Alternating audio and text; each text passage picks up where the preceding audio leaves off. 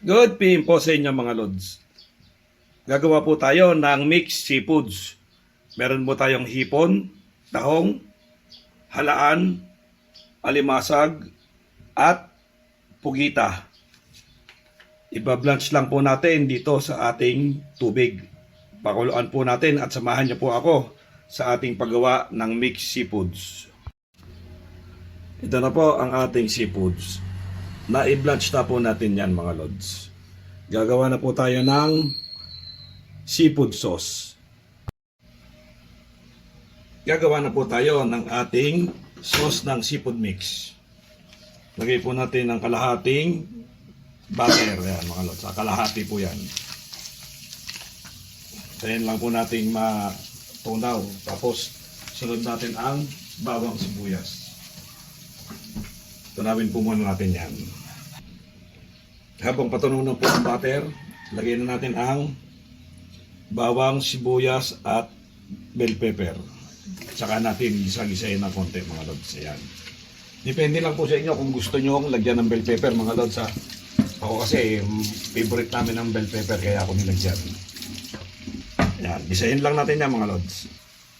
Ito na po ang ating sauce ng seafood mix. Ayan po. Nagisa-gisa na po siya, lumabas na po ang aroma. Sunod na po natin ang tomato sauce. Yan, original lang ang ginamit natin mga lods. Bali wala, ang timpla natin dyan, tiplahan natin ng paminta at asukal. Asin, yan. Ito, pamintang durog mga lods. Tantiameter lang. Ito, asukal, mga 2 kutsara. Yan, yan.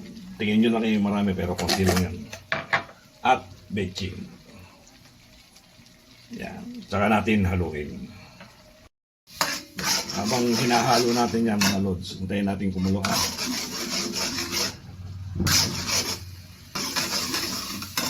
Yan lang po ang timpla niyan.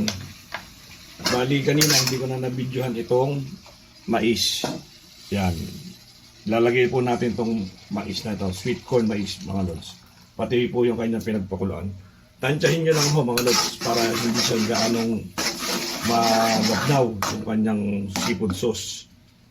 Lalagyan na natin itong mais, saka natin itong kukulan ulit.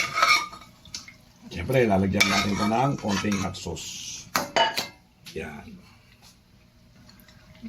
Jopran hot sauce ang gagamitin natin. Konti lang mga lods kasi siyempre para sa mga bata. Kami kasi, pati mga anak ko, sanay kumain ng maanghang. Kaya yan. Saka natin haluin. Kapag na apoy niya mga lods.